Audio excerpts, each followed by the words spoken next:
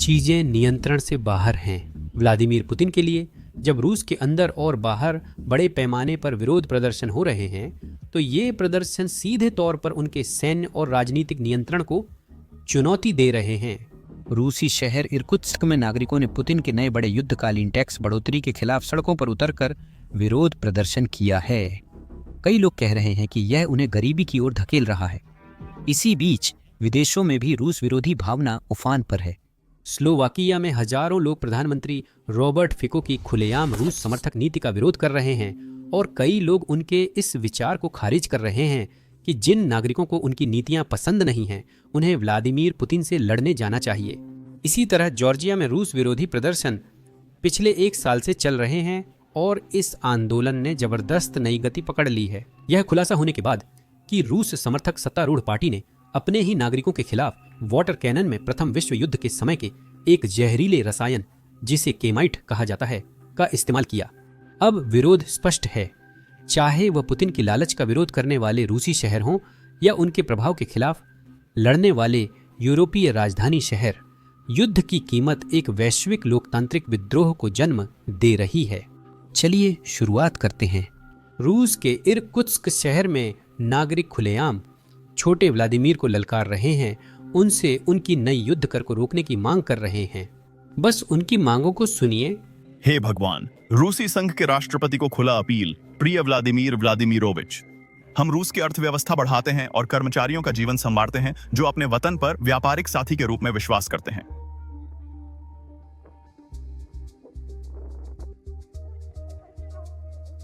आज यह विश्वास मर रहा है। हम दस्तावेजों की खामोशी में मौत की सजा पर हस्ताक्षर कर रहे हैं। हमारे बिना कर संहिता में बदलाव सुधार नहीं है।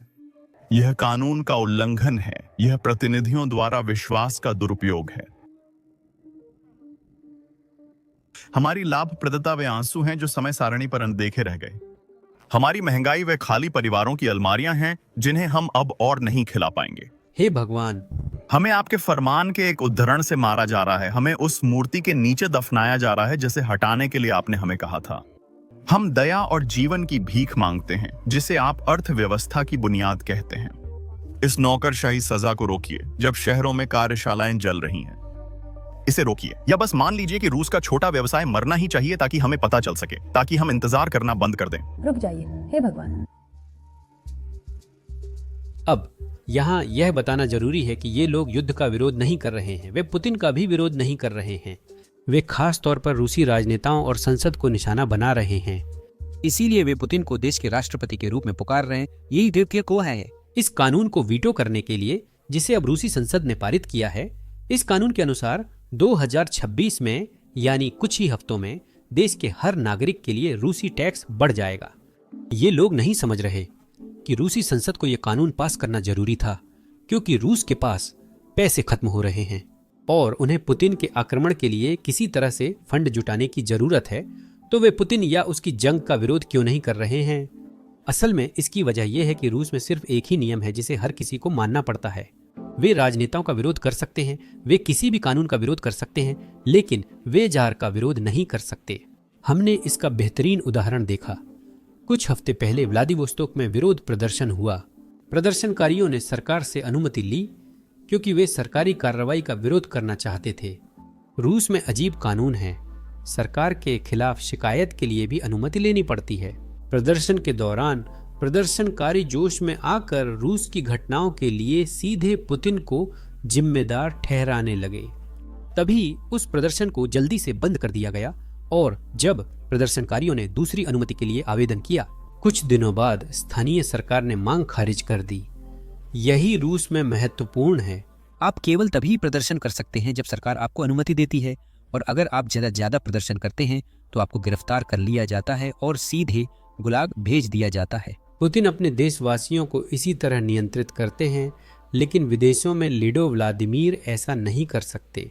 अब हम देख रहे हैं कि उन देशों में भी प्रदर्शन हो रहे हैं जहां सरकारें ज्यादा रूस समर्थक हैं। चलिए स्लोवाकिया से शुरू करते हैं। कुछ हफ्ते पहले स्लोवाकिया की राजधानी समेत कई शहरों में हजारों नागरिक सड़कों पर उतरे थे। ये प्रदर्शन प्रधानमंत्री और उनकी रूस समर्थक नीतियों के खिलाफ एक रैली थे। देखिए, स्लोवाकिया के प्रधानमंत्री रॉबर्ट फिको 4 बार देश की सेवा कर चुके हैं। अब उन्होंने यूक्रेनी आक्रमण पर रूस समर्थक रुख अपना लिया है। असल में वे बार बार रूस गए हैं व्लादिमीर पुतिन से मिलने के लिए, ताकि रूस के प्रति अपना समर्थन दिखा सकें। जब स्लोवाकियाई छात्रों और नागरिकों ने इस नीति का विरोध किया तो उन्होंने सार्वजनिक रूप से उनसे कहा कि अगर उन्हें रूस पर उनकी नीतियां पसंद नहीं हैं तो वे खुद जाकर पुतिन से लड़ लें। अब मैं व्यक्तिगत रूप से इस तर्क को नहीं समझता, क्योंकि मेरा मानना था कि एक लोकतांत्रिक देश में हर नागरिक को यह अधिकार होता है कि वह नेताओं और उनकी नीतियों के संचालन में अपनी राय दे सके। फिको के अनुसार अगर आप असहमत हैं तो आपको रूस से लड़ना चाहिए। यह साफ करता है कि वह किसका समर्थन कर रहे हैं। क्या आप जानते हैं कितने युवा मरेंगे? अगर आप काली टी शर्ट में इतने बड़े हीरो हैं और युद्ध से डरते हैं तो आगे बढ़िए। आजादी मिलेगी, रुको, बोलने का मौका मिलेगा। डरो मत, मैं तुम्हें छोड़ूंगा नहीं। मैं न क्रेटोस से न और किसी से भागूंगा, मैं यही हूं। आप नवंबर की तरह कांप रहे हैं तो एक बार फिर युवक आगे बढ़ो, चलो खड़े हो जाओ और चलो। आमतौर पर बस इतना ही। यूक्रेन में आकर लड़ो, हमें खुशी होगी। खैर, भगवान। फिको एक ऐसे समूह में है जिसे कई लोग शांति समर्थक कहते हैं। असल में शांति समर्थक होना युद्ध समर्थक से भी ज्यादा खतरनाक है, क्योंकि ये कमजोरों से हथियार डालने और अपनी बर्बादी स्वीकारने को कहते हैं। वे जोर देते हैं कि ताकतवर लोग खुद को रोकें और इस बात के लिए माफी मांगें कि उनके पास अपनी पसंदीदा चीजों की रक्षा करने के साधन हैं, जबकि हिंसक और शिकार करने वालों को माफ कर दिया जाता है। उनके लिए बहाने बनाए जाते हैं और उन्हें छूट दी जाती है। शांति समर्थक होना असली शांति की तलाश नहीं है, बल्कि यह मजबूरी में झुकने की राजनीति है, जिसे दयालु शब्दों में लपेटा गया है। तो आप इसे देख नहीं पाते। वे नैतिकता को कट्टरता और रक्षा को भड़काऊ मानते हैं। शांति समर्थक चाहते हैं कि मेमना भेड़िए से बात करे और फिर मेमने के मारे जाने पर उसी को दोष देते हैं। शांति समर्थक युद्ध नहीं रोकते, न ही शांति लाते, बल्कि रक्षकों को कमजोर और क्रूरों को मजबूत करते हैं। वे प्रतिरोध को हराकर संघर्ष और जीत संभव करते हैं। युद्ध क्रूर है, युद्ध भयानक है और युद्ध कड़वा है, लेकिन यह कभी कभी आवश्यक भी होता है। कुछ चीजें ऐसी होती हैं जिनके लिए लड़ना जरूरी होता है। शांतिवादी शांति के भ्रम में विश्वास कर उसे पाने के लिए सब कुछ बलिदान करता है। अब सही समय है कि मैं आपको राष्ट्रपति रोनाल्ड रीगन का पसंदीदा भाषण दिखाऊं। उन्होंने यह भाषण सोवियत संघ पर दिया था, लेकिन यह आज पुतिन के रूस पर भी लागू होता है। सुनिए। साफ बता दें, शांति और युद्ध के बीच चुनाव पर कोई बहस नहीं है, लेकिन शांति पाने का सिर्फ एक गारंटीड तरीका है और आप उसे अगले ही पल पा सकते हैं, समर्पण करके। माना इस रास्ते के अलावा बाकी सभी रास्तों में जोखिम है। इतिहास सिखाता है कि सबसे बड़ा खतरा तुष्टीकरण में है, और यही वह भूत है जिसका सामना हमारे नेक इरादों वाले उदारवादी दोस्त करने से इनकार करते हैं। उनकी समायोजन की नीति तुष्टीकरण है, और यह शांति और युद्ध के बीच कोई विकल्प नहीं देती, केवल लड़ाई या समर्पण के बीच ही विकल्प देती है। अगर हम समायोजन करते रहे, पीछे हटते और समर्थन करते रहे, तो अंत में हमें अंतिम मांग, अल्टीमेटम का सामना करना ही पड़ेगा। और फिर क्या? निकिता क्रुश्चेव ने अपने लोगों से कह दिया कि वह हमारा जवाब जानते हैं। उन्होंने उन्हें बताया है कि हम शीत युद्ध के दबाव में पीछे हट रहे हैं, और एक दिन जब अंतिम अल्टीमेटम देने का समय आएगा, हमारा समर्पण स्वैच्छिक होगा, क्योंकि तब तक हम आंतरिक, आध्यात्मिक, नैतिक और आर्थिक रूप से कमजोर हो जाएंगे। वह ऐसा इसलिए मानता है क्योंकि हमारी तरफ से उसने ऐसी आवाजें सुनी हैं जो किसी भी कीमत पर शांति की भीख मांगती हैं, या मृत्यु से बेहतर है लाल होना जैसी बातें। जैसा एक टिप्पणीकार ने कहा, वह घुटनों के बल जीना पैर पर मरने से बेहतर मानता है। युद्ध का रास्ता यहीं से शुरू होता है, क्योंकि वे आवाजें बाकी लोगों का प्रतिनिधित्व नहीं करती। आप और मैं जानते हैं और यह नहीं मानते कि जीवन इतना प्रिय है और शांति इतनी मीठी है कि उसे गुलामी की कीमत पर भी खरीदा जाए। अब जो लोग शांति की बात करते हैं वे कहते हैं कि इस युद्ध में कई यूक्रेनियन युवा मर रहे हैं, इसलिए यूक्रेन को आत्मसमर्पण कर देना चाहिए। लेकिन यह दीर्घकालिक शांति का तरीका नहीं है, क्योंकि रूस के कब्जे वाले यूक्रेनी क्षेत्रों को देखकर ही पता चलता है कि यूक्रेनियों के आत्मसमर्पण करने पर क्या होगा। इसे देखिए, उन इलाकों में जो अभी रूस के कब्जे में हैं। पुतिन ने 10,000 युवाओं को जबरन सेना में भर्ती कर अपनी सेना में तोप का चारा बना दिया है। यह दिखाता है कि अगर यूक्रेन जमीन छोड़ता है तो क्या होगा। हम बस रूस को और ज्यादा क्षमताएं और ज्यादा यूक्रेनी संसाधन और ज्यादा यूक्रेनी जनशक्ति दे देंगे, जिन्हें वह खुद यूक्रेन के खिलाफ इस्तेमाल करेगा। और अगर रूस पूरे यूक्रेन पर कब्जा करने में सफल हो जाता है तो वह यूक्रेन की जनशक्ति का इस्तेमाल अगले यूरोपीय देश पर जाने के लिए करेगा। पोलैंड के विदेश मंत्री को सुनिए, जो इसे मुझसे बेहतर समझा रहे हैं। रूस ने एक विस्तारवादी नई साम्राज्यवादी राज्य विचारधारा स्थापित की है, जिससे उसने अपने सैनिकों, अपने बच्चों और अपनी जनता का ब्रेन वॉश किया है। और शुरुआत में शब्द था, फिर वह शब्द साकार हुआ और फिर उसने अपने पड़ोसियों पर आक्रमण करना शुरू कर दिया। पहले जॉर्जिया, अब यूक्रेन। और बेशक अगर रूस यूक्रेन में जीत जाता है तो वह उस देश की जमीन, औद्योगिक और मानव संसाधनों का इस्तेमाल आगे बढ़ने के लिए कर सकता है। और यही वजह है कि पुतिन की सेना को हमारी सीमाओं से जितना दूर हो सके उतना दूर रखना जरूरी है, जिसका मतलब है यूक्रेन की मदद करना, ताकि वह अपनी रक्षा कर सके। पुतिन अब जबरदस्ती यूक्रेन के नागरिकों को कब्जे वाले इलाकों से साइबेरिया भेज रहे हैं। यह बस उनका स्टालिन की नकल करने का तरीका है, जिन्होंने रूस के जार के दौरान यूक्रेनी पहचान खत्म करनी चाहिए थी। इसीलिए यूक्रेन को लड़ने की ताकत देना जरूरी है, न कि उसे आत्मसमर्पण के लिए मजबूर करना। एक और देश जो अभी भी रूसी आक्रमण के खिलाफ लड़ रहा है वह है जॉर्जिया। जॉर्जिया में रूस विरोधी प्रदर्शन तेज हो रहे हैं।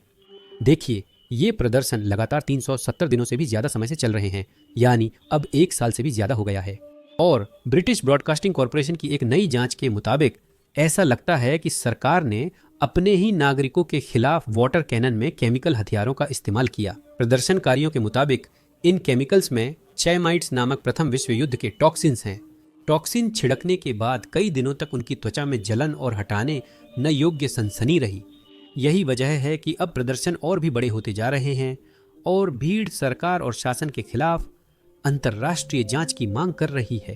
पुलिस, साथ ही जॉर्जिया पर भी ध्यान देना जरूरी है, क्योंकि वहां लोग 1 साल से ज्यादा समय से प्रदर्शन कर रहे हैं। इसी वजह से हम बहुत जल्द इस पर एक खास वीडियो लेकर आ रहे हैं। कई प्रदर्शनकारियों पर सिर्फ शामिल होने के कारण लाखों डॉलर जुर्माना लगाया गया है। यह एक देश है जहां औसत आय करीब $700 प्रति माह है। इनमें कई प्रदर्शनकारी अपने देश के लिए बहुत कुछ दांव पर लगा रहे हैं, क्योंकि वे इसका महत्व समझते हैं। अगर सरकार चुनाव में धांधली कर सकती है और रूस पुतिन के करीब जा सकती है। आज के लिए मेरे पास बस इतना ही है। हम जल्द ही जॉर्जिया पर एक वीडियो लाएंगे। ऐसी वीडियो बनाने की एक समस्या, जहां हम बहुत सारे ड्रोन हमले दिखाते हैं, भले ही कोई इंसान या रूसी सैनिक घायल नहीं हो रहे हों। YouTube आमतौर पर हमारे वीडियो डिमोनेटाइज या प्रतिबंधित कर देता है। असल में पिछले हफ्ते YouTube के अनुसार हमारी 4 वीडियो डिमोनेटाइज हो गई थी। ड्रोन स्ट्राइक या फ्रंटलाइन फुटेज दिखाना विज्ञापनदाताओं को पसंद नहीं है, इसलिए वीडियो पर रोक लगती है। लेकिन यही आधुनिक युद्ध की सच्चाई है और यही युद्ध यूक्रेनियन लड़ रहे हैं और उसमें जिंदा रहने की कोशिश कर रहे हैं। इसीलिए हमने इन सब चीजों को कवर करने के लिए अपना प्लेटफॉर्म बेसिक्स इनसाइडर लॉन्च किया। हमने इसे शुरू से बनाया ताकि कोई पाबंदी न हो। हमें अपने ड्रोन स्ट्राइक, फ्रंटलाइन फुटेज या रूसी एयरबेस के तबाह होने को ब्लर नहीं करना पड़ता। इसके अलावा हम वास्तव में साइट पर कोई विज्ञापन नहीं चलाते। इस तरह हमें केवल विज्ञापनदाताओं की नाखुशी के कारण खुद को सेंसर नहीं करना पड़ता। हम साइट को आपके समर्थन से फंड करते हैं, न कि विज्ञापनों से। अगर आपको ऐसा कवरेज पसंद है और आप हमारी वीडियो बिना सेंसर के देखना चाहते हैं और वह बोनस कंटेंट पाना चाहते हैं जिसे हम यहाँ YouTube पर अपलोड नहीं कर सकते, तो जरूर basicsinsider.kingbot.com पर हमसे जुड़ें। आप विवरण में दिए गए लिंक पर भी क्लिक कर सकते हैं या अपनी स्क्रीन पर दिख रहे QR कोड को स्कैन कर सकते हैं। जुड़ने पर आप वह सारा कंटेंट देख सकते हैं जो हमने पहले से अपलोड किया है और वे सभी वीडियो भी जो हम भविष्य में अपलोड करेंगे। इसके अलावा आप हमारे कवरेज और हमारे चैनल को सपोर्ट भी करेंगे, तो इसके लिए आपका बहुत बहुत धन्यवाद। मेरा नाम सैम है और मैं आप सबसे अगले वीडियो में मिलूंगा।